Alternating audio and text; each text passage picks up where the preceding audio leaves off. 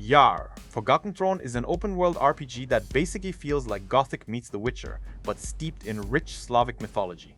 You're dropped into the lands of Borea, tasked with uncovering whatever darkness is poisoning the forest and wildlife, and honestly, the setup is pretty compelling.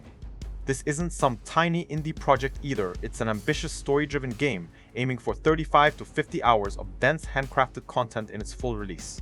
You pick your path as a warrior, a magic-wielding Volkov, or an archer, immediately defining your playstyle.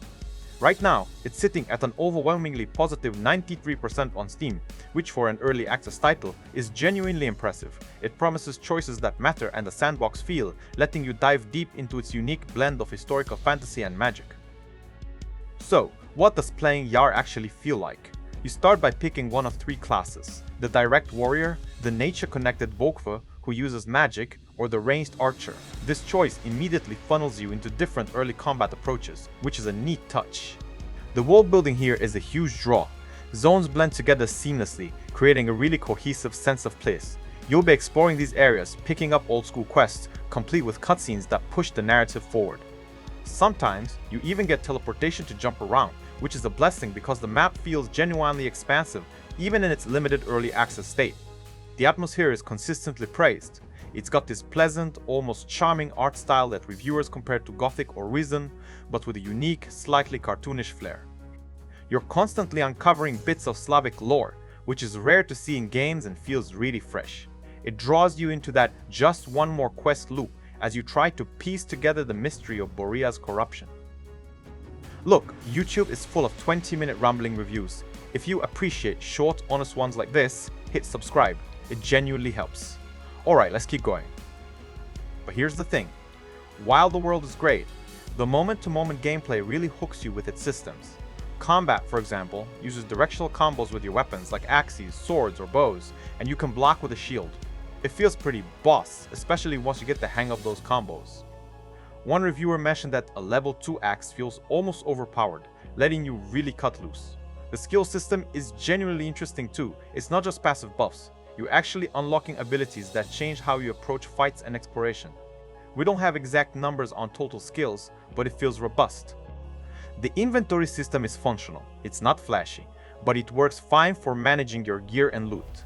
You're constantly finding new items and resources as you complete bounties and explore.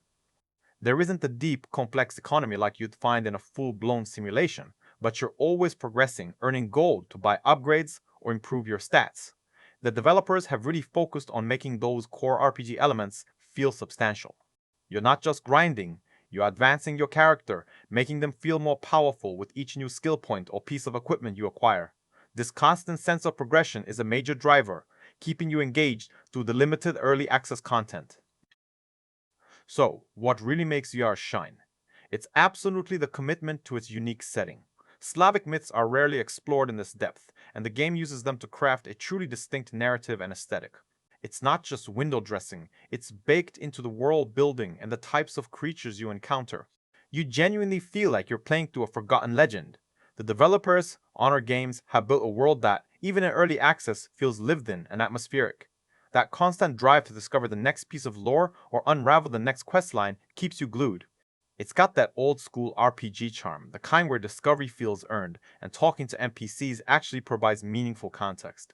Plus, that one review mentioning a magical talking crayfish, that specific, quirky detail tells you everything you need to know about the game's personality. It's not afraid to be a little weird, a little different, and that's what makes it memorable. Now, YAR does have some pretty significant problems. This is early access, so expect bugs and mistranslations. The biggest issue, and honestly, it's a deal breaker for some, is the localization.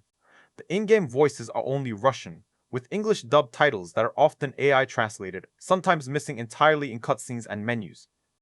That's a huge barrier for English speakers. Combat can also feel janky, hitboxes are sometimes off, and the tutorial is reportedly buggy. Early game difficulty is brutal. Small monsters can one-shot you, doing 97 damage when you only have 100 HP, forcing you into ranged combat until you can farm for upgrades. This makes the beginning feel unnecessarily difficult and grindy. Then there's the elephant in the room, concerns about the developer. Some players have raised questions about Honor Games' past projects, specifically one where development was reportedly suspended without proper communication, leading to accusations of being a scammer. This history creates a trust issue that you should definitely consider. So, is YAR Forgotten Throne worth your around 15 bucks right now? It's tricky. If you're craving a unique, atmospheric Slavic mythology infused open world RPG and you're absolutely okay with the current early access state, limited exploration zones, janky combat, and especially the major localization issues, then you might find something special here. The core mechanics are functional, and the world building is truly captivating. But if bad translations, early game difficulty spikes, and concerns about developer history are red flags for you, you should absolutely wait for full release, or maybe even until the localization gets a serious overhaul. It has incredible potential, but it's still a gamble. If this helped you decide, drop a like and subscribe. See you in the next one.